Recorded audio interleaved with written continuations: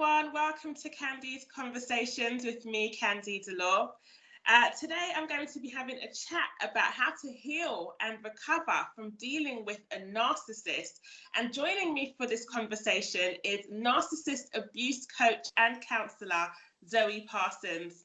Hi, Zoe. Hi, thanks for having me on your show. Oh, thank you so much for joining me today. How have you been during quarantine? Oh, I know, the quarantine thing, it's I think it brings up its own challenges, especially if you've been in an abusive relationship. For me, I kind of feel I adjusted to it quite well, because on some respects, it kind of just took me back to where I was 5 years ago, where I was being isolated and I couldn't go anywhere.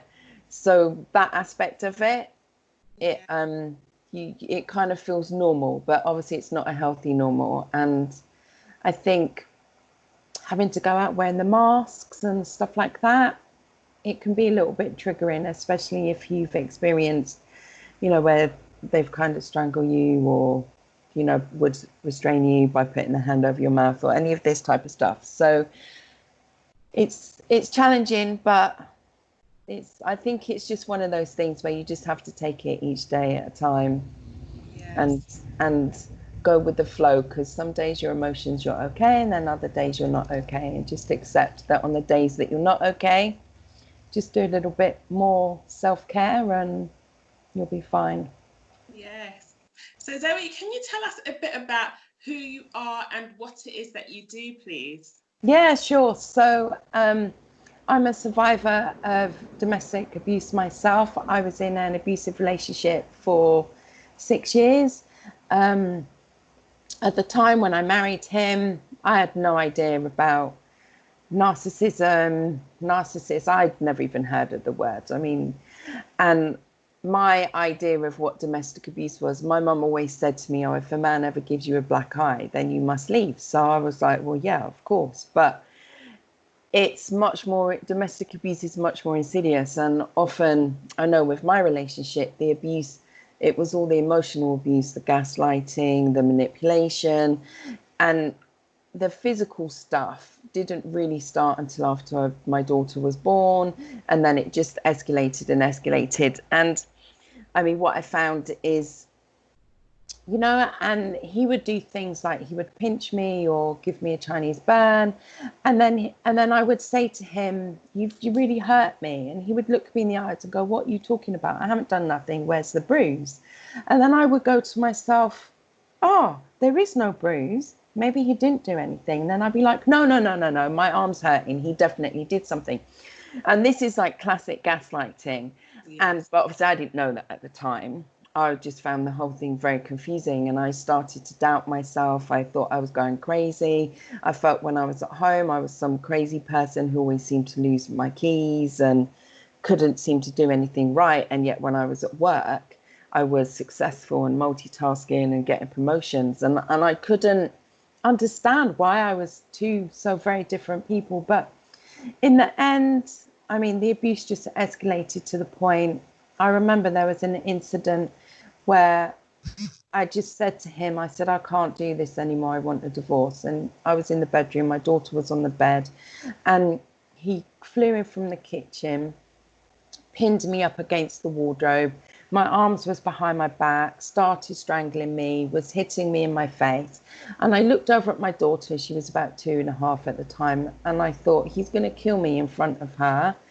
And there's nothing I could do about it. And I thought, no, I can't leave her with him. I was like, I need to get out.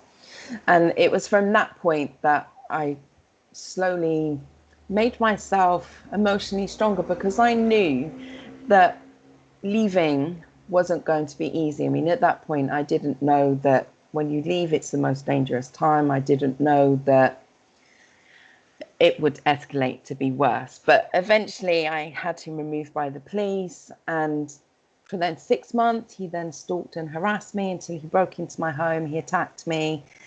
I ended up with having to go to hospital because he headbutted me, and I had to have 12 stitches in my face from where he gashed open my forehead. He got arrested.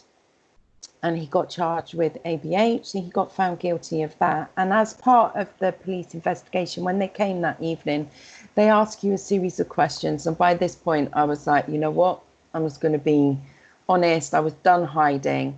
And he also got investigated and charged with rape, because that was one of the things that he'd been doing to me during our relationship. And he got found guilty. So he actually got sentenced to 11 and a half years in total. He's still in prison now. And and I just felt that as a result of what I went through, I had to do a lot of healing myself. I had to do counselling and go to therapy, but I wanted to turn that experience into something positive. So I trained as a life coach, I trained as a counsellor, I started speaking out on Instagram. In the UK, I became a freedom program facilitator, so I started running the support groups for women. And and then from there, I just kind of thought, you know what, I can help educate people. I can help people get from where I was, which was a really dark, broken place where I hated myself intensely, to a place of happiness and freedom, and no nightmares, no panic attacks, no sleepless nights, no hypervigilance, no PTSD, no all of that stuff that I was diagnosed with. It's like I don't have any of that now.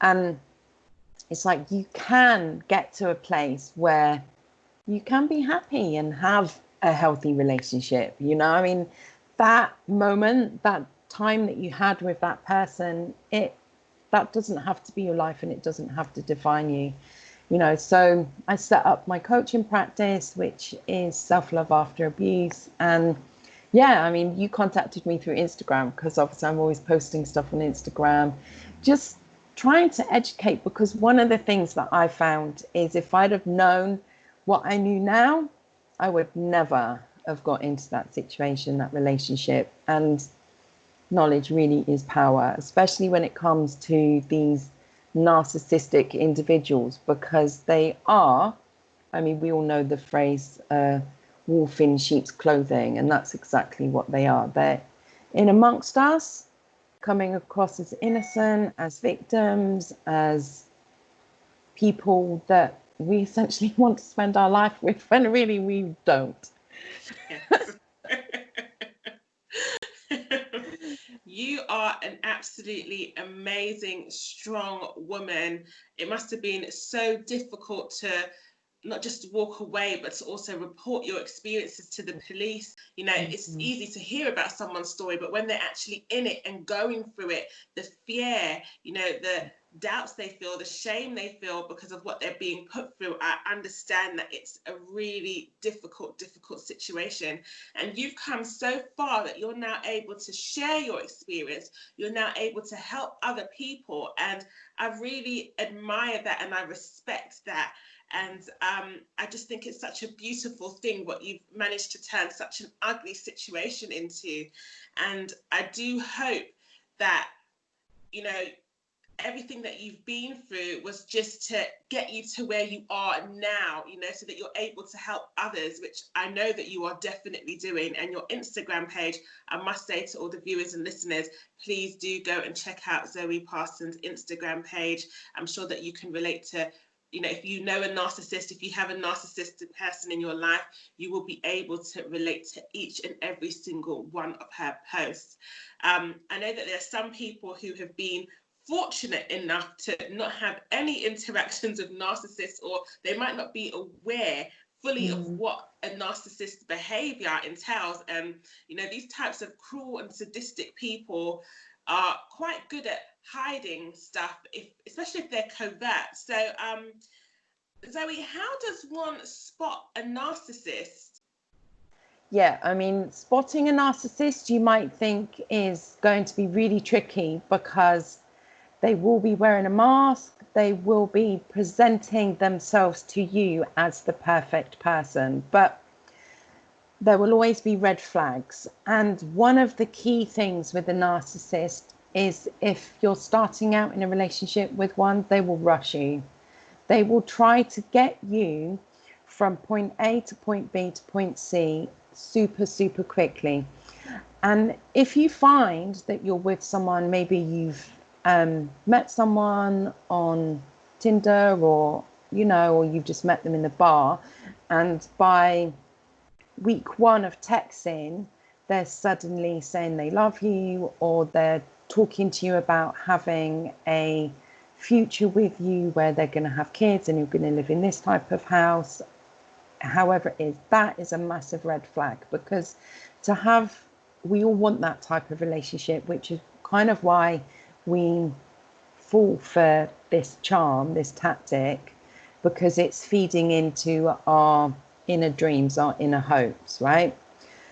So, but really what they're doing is they're using this, a normal reaction, a normal hope for a future, a normal family life, against us. And what they want to do is to get us to that point super quickly. And why they do it so quickly is because, you see, they're wearing a mask, they're maintaining a front, and they cannot keep this persona on for long.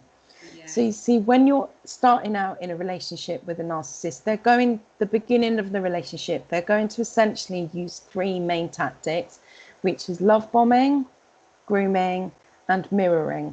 And what they're doing with these three things is the love bombing, they're going to shower you with gifts, shower you with attention. That thing that you've always needed fixing in your house, they're going to come and fix it. The thing that you find super stressful, maybe taking your car for an MOT, they'll say, don't worry about that, I'll do that for you. And this will all be within, don't forget, this will all be within like 2 or 3 weeks of meeting them. So again, think about the time scale. So, and love bombing isn't necessarily like, I think sometimes we think about love bombing as, they're giving us money, or they're giving us gifts, or they're taking us out for fancy restaurants, but it's not. It could be them meeting a need, because narcissists are very good at reading people. And if you're struggling with something, they will feel that need. But again, like I said, it will be done very quickly. The other thing they'll do is, I mentioned mirroring. So mirroring is where they'll seem really into you. They'll ask you loads of questions. They'll be and then essentially everything you want, they'll mirror back to you. So you'll think, oh my days, this is the perfect man, perfect woman, they're my soulmate. They're like a mini me. This person is perfect, obviously. Yeah. And you kind of get into that mindset and you just think, oh, this is amazing. But what will happen is, because they are wearing a mask, this is where the expression red flags come from, is when you spend time with them, and time really is the key when you're dating, is to give yourself enough time and enough different circumstances to be able to see that person in action. So quite often a narcissist will say to you, oh, I've never met anyone like you.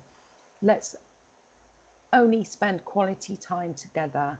Let's not spend time with your friends. I really want to get to know you. And I can't do that when you're visiting your mom or your dad, or you're spending time with your friends. And this is them starting to groom you, but it's also them starting to isolate you. This is a red flag. So, and then maybe you might be in a restaurant and they have a really dismissive or disrespectful attitude towards the waiting staff, or there might be little glimpses of things that they say or do that you think is off.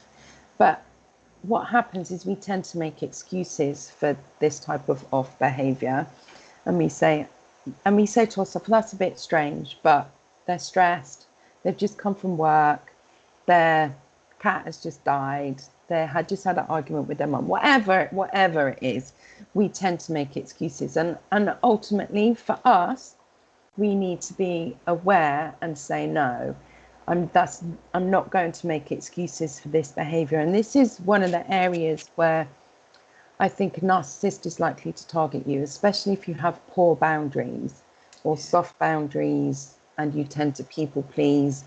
So I know that many narcissists, they like to gain control over their victims. So what are some of the ways that they do this?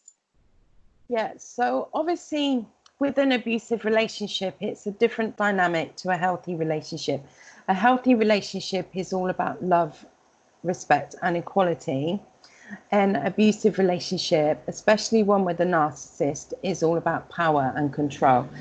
And ultimately, they want to be able to control every single aspect of your life, what you do, who you interact with, maybe your finances, how often and when often you have sex, how you have sex, where you have sex, everything. It will touch on all aspects of your life. And with a narcissist, to start with, they're not going to just come out and say, oh, I don't want you seeing this person, and don't wear that outfit, and make sure you're always ready for sex on this day.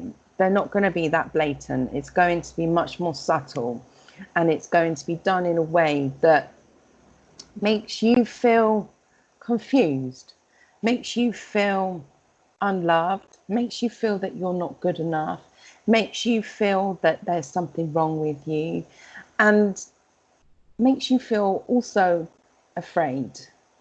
So they will make you feel, so for instance, you might cook something one day and they love it, and the next day they're hating it and they're throwing it on the floor. You know, or you might wear something one day and you're going out, and then while they're out, they'll make such a fuss about what you're wearing. So it'll be, oh, why did you choose to wear that? Did you not see that man was looking at you? You're such a slut. And then they'll make you think, oh, what I was wearing was really bad. I won't wear that again. Because you'll think, I don't want to be in that situation where I've got my partner telling me that I'm attracting a man's attention because I want to cheat. And, you know, because it always goes off into something like that. Yes.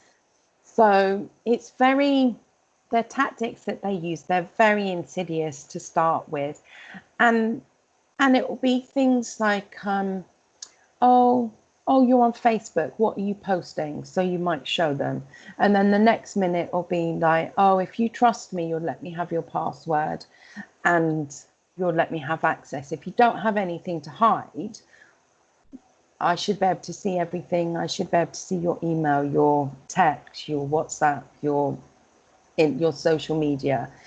But the thing is, it's always a one-way street. Always. So they'll make you feel that you're the untrustworthy one, that you're the one with something to hide, that you're the one that's failing. And it's all kind of, sometimes it's really hard to put your finger on it, but I just think the main thing to be able to identify this type of abuse is if you feel confused by their behavior, then it's not healthy. And obviously they behave in this way so that they can gain control, and they basically want you there to be able to give them supply. So I don't know if any of your viewers have heard about this term, narcissistic supply. And this is essentially, a narcissist is empty, right? With us normal people, we can generate feelings. So if we feel sad, we can make ourselves feel better by doing something or talking to someone, and we can change our mood and we can make ourselves feel happy. If we feel low, we can do something to top ourselves up emotionally. Whereas a narcissist can't do that. They have no self-regenerating means. So they constantly need someone else to give them that supply. Yes. And there's different ways that they might get supply. So it could be emotional, physical, financial, educational. It could be status. It's anything essentially.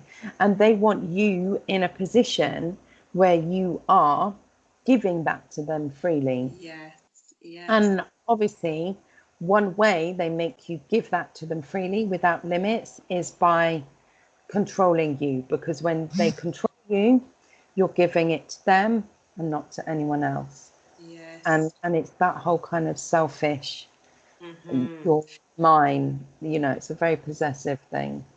And the thing is, when you do give them that supply, they're very good at making it out as if you're the crazy one, you know, when they're actually pressing your buttons and they know how to trigger you. And as you mentioned earlier, that there are tactics that narcissists use. So my next question would be, do you think that you can actually beat a narcissist at their own game?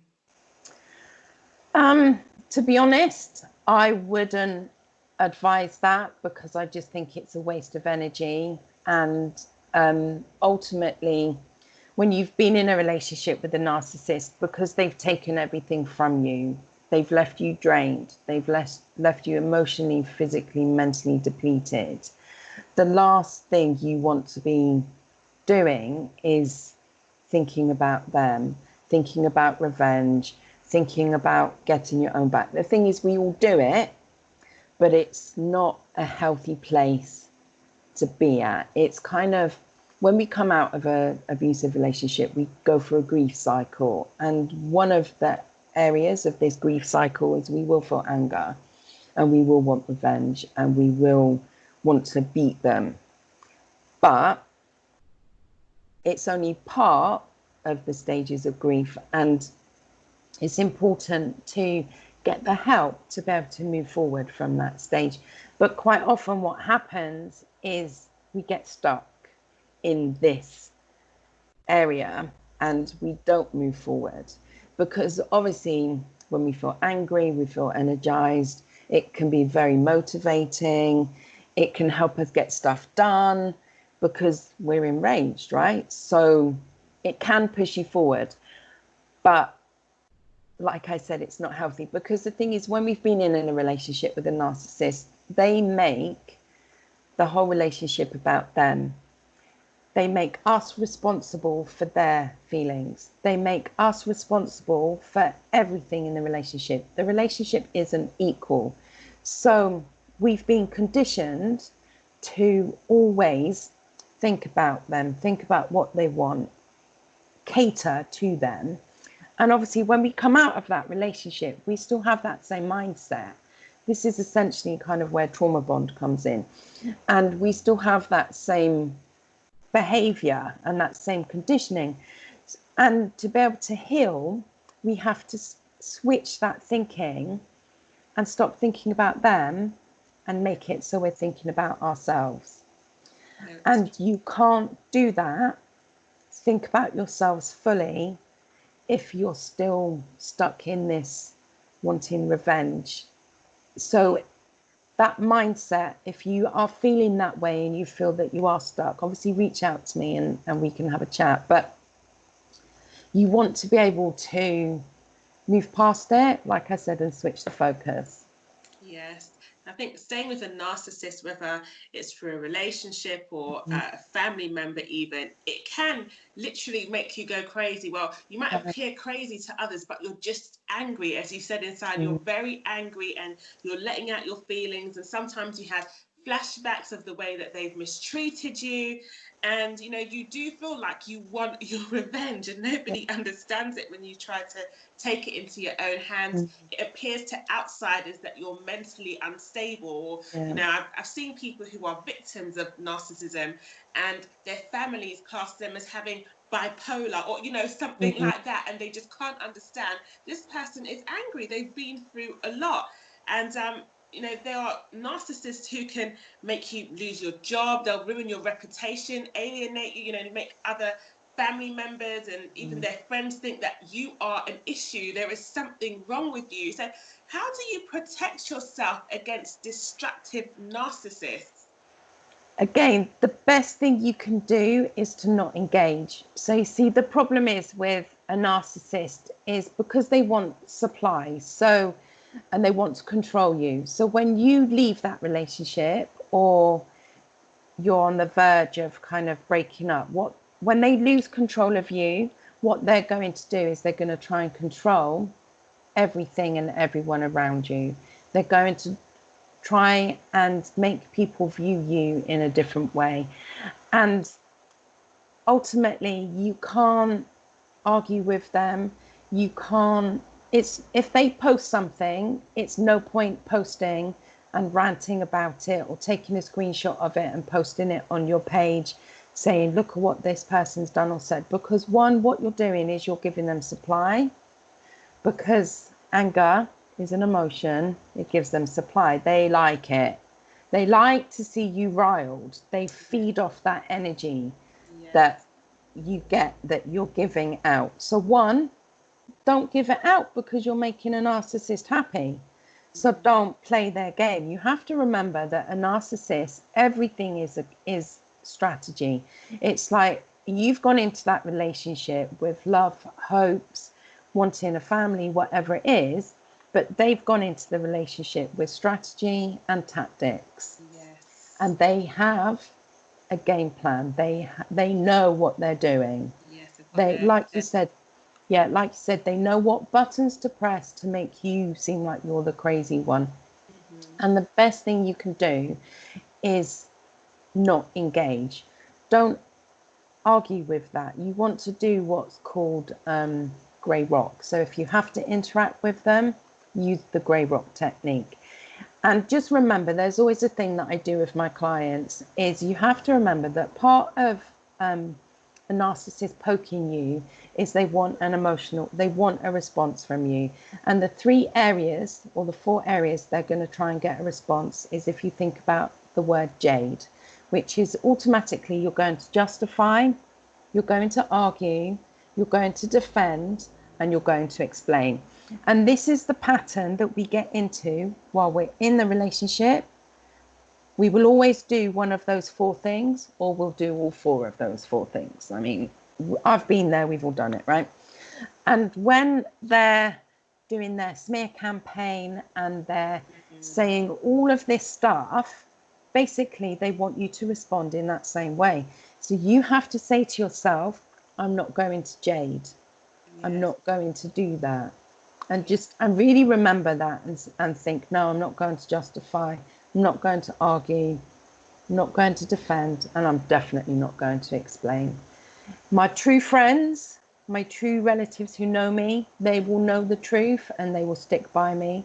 And it's completely irrelevant what other people think. And you have to do that ultimately to protect your own energy, to protect your own self, and to not get embroiled further into a narcissist schemes. And this is especially important if you have children with them, because they will then use your responses as evidence in court hearings to be able to use their reasons as to why they want more contact or why they should have residency of the children, because you're the crazy one. So you always have to think bigger picture, which is extremely hard, because obviously we're dealing with someone that's completely abnormal to us. So to be able to think in this way and think it's strategy, it's tactics, it's bigger picture, it's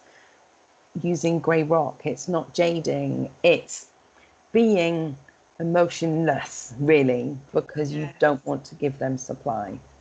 So you mentioned the smear campaign, and I know that there's also a term that comes with it when the narcissist is speaking badly of you to other people, and those people who believe it and gang up with you are then referred to as flying monkeys. Now, what if you don't have a chance to explain yourself to the flying monkeys, to tell your truth, because they've already decided that the narcissist is the one in the right, and they've just seen your reactions of anger or just what appears as crazy to them? What would you say to people who are wasting their time trying to get the flying monkeys back on their side and trying to convince them, look, there's nothing wrong with me, it's this person that's made me behave like this? What's your views on that? Yeah, so again, you want to take the same approach with a flying monkey as you would with a narcissist. So again, don't engage, grey rock, and don't jade. And really, where this term flying monkeys comes from is, it's actually from the film The Wizard of Oz.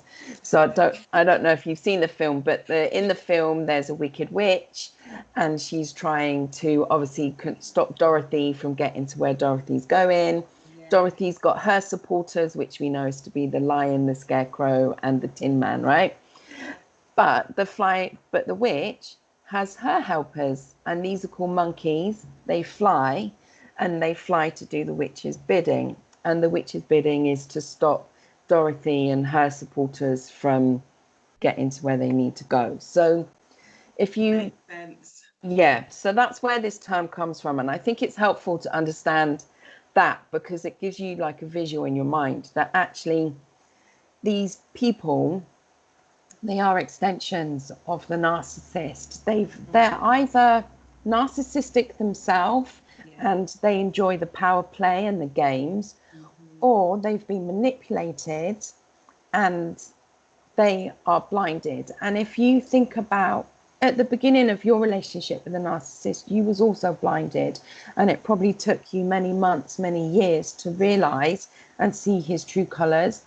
And ultimately, this flying monkey, if they fall into that category, it's also going to take them time. There's nothing you can say, because if someone had come to you at the beginning of your relationship and said blah blah blah blah blah, you'd have been like, what are you talking about? He's a fantastic man, he's a fantastic dad, he's this, he's that. You wouldn't have listened. So it's the same thing with these flying monkeys, is you just have to not engage. If they're on social media, block them. If they're in your phone list, block them. Just block them and have nothing to do, because you also have to remember that information is a two-way street, and they might be doing a smear campaign to you, but every time you respond, I can guarantee you they will be screenshotting that or forwarding on the stuff you're doing straight back to the narc, and he's getting supply. And ultimately, the best way to, I mean, obviously I said revenge isn't a good thing, but if you want to destroy a narcissist or get revenge, in a way, is to not give them supply, because they hate it. I know So that many people feel like it's not defending yourself, it's just literally sitting there and having to take what's being thrown at you. So that's a lot of people say, don't respond to them, don't react to them, but many victims become even more angry then, because they just feel like they're just having all this stuff thrown at them and they can't do anything back. So what are some tips that you would give to people in that situation where they just feel defenseless? So what you want to do is you want to, again, focus on yourself. It's so important that you focus on yourself, that you don't buy into and play these games. It's like, ultimately, if you think about it, a narcissist wants control. So they want to control you, they want to control your reactions, they want to control how people see you. So if you're responding, reacting, and behaving in a way that the narcissist wants, they're still controlling you. And you don't want them to control you. You want them to stop, to have no control over you. So how you take away that control is by not responding, because that's what they want. So yes, it might seem that it's unfair, and I think our human nature is to always defend ourselves. But by doing that, we're still giving the narcissist control. And if you think back to what I said with Jade, we don't want to be doing that whole justifying, arguing, defending, explaining. It's unhealthy. We want to just block them and we concentrate on our life. I mean, obviously, if you have children, you're going to have to take a slightly different approach. But, you want to get back to the place where you was happy, where you don't feel broken, where you love yourself. And you can't do that all the time you're engaging in these types of, responding to these types of situations, because you're constantly giving out emotional energy and it's negative. Yes. What advice would you have for women who seem to keep attracting men who are narcissists into their life? So really with that it's not so much that you're attracting them, it's that you're not repelling them. So a narcissist is going to be, one, attracted to someone who doesn't have the qualities that they have. So they're going to be attracted to you because you're kind, you're caring, you're strong, you're resilient, you maybe are in a position of, you know, really doing well with your job. Whatever it is, a narcissist will be attracted to that. So one, they're not attracted to weak, ugly women or people. They're attracted to women who are attractive, who are have all these strengths. Because, and why they're attracted to that is because ultimately it's the stuff they don't have. But you see, often with people who have these strengths, we also have issues. It's often from our childhood, and we normally have abandonment issues. We have people-pleasing issues. We're codependent. We have soft boundaries or no boundaries. We will constantly give people a second, third, fourth, fifth, sixth, 100th chance because we feel that that's the nice thing to do. We feel that that's the kind thing to do.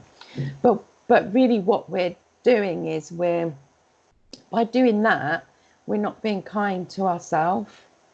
We're discounting ourselves and we're saying your needs, your wants are more important than my needs and my wants.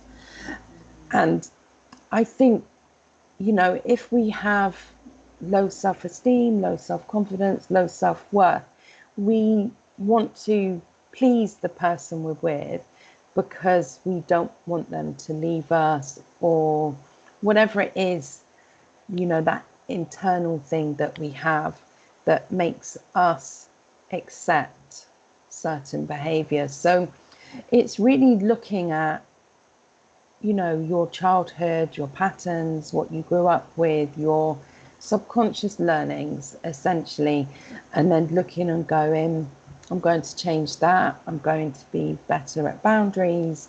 I'm going to identify what my needs and wants are. I'm going to set a higher standard. I'm not going to accept certain behavior just because I feel it makes me nice. Yes, I definitely understand that.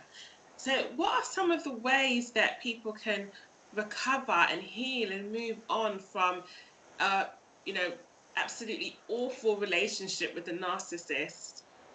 Yeah, so the first thing you need to do is you need to educate yourself. You need to know, one, what a narcissist is. Two, you need to know their tactics. There's different types of narcissists. So you've got the more covert to the overt to the malignant. And although their tactics are always the same, how they implement is going to be slightly different. So educate yourself, because the thing is, what happens is when we're in these relationships, we doubt ourselves. We think that we're the crazy one. We think that we're the one that's not good enough. We think that if we tried harder at whatever it is, our relationship should be better. And it's understanding that no, it isn't your fault, and you've been manipulated and gaslit and all these things done to you to make you feel that way. The other thing you need to do is you need to talk about what you've experienced. So when I say talk about, don't go necessarily posting it all on Facebook and saying this person, naming and shaming and doing photographs and saying this person raped me on this date on this thing, because ultimately, especially in the UK, if it's not proven in a court of law, then you're going to get in trouble for slander and defamation. And you don't want that to be happening, because again, what you're doing is you're giving the narcissist something to use against you. And yes, it might be true, but unless there's proof, don't do this publicly. So you want to have a good support network. So whether it's someone in your family, a really good friend, and just really talk to them about what's happening. And the other thing you really need to do is you need to get professional help, because breaking up with a narcissist, it's not a normal relationship. You're not just healing from a broken heart, you're trying to heal a broken spirit. And the abuse that you've experienced is deep, and you're going to need help. So speak to someone like me, myself, or anyone else who does what I do, and just get that professional help. When I came out of my relationship, I had therapy, and it really benefited me. And I know for a fact I wouldn't be where I am if I hadn't have done that. The other thing you need to do is start switching the focus and do something that makes you happy. So often when we've been in these types of relationship, we do everything that makes us happy, we stop doing. So whether that's our hobby, getting our nails done, getting our hair done, buying clothes, listening to music, whatever it is, we end up stop doing it because we do what the narcissist wants. So think back and make a list, start doing the stuff that makes you happy, because this is switching the focus back onto you. It's making you important in your life, no longer them. You need to work on setting boundaries. That's a whole other topic, so I'm just going to leave that there. You need to cleanse your environment. So when I say cleanse your environment, I mean unfollow, unfriend, block, delete people. Maybe, I know when I left my relationship, I was still in the same house, but I redecorated. I threw out all my underwear that I knew that he'd seen, and I bought new underwear. I bought all new bedding.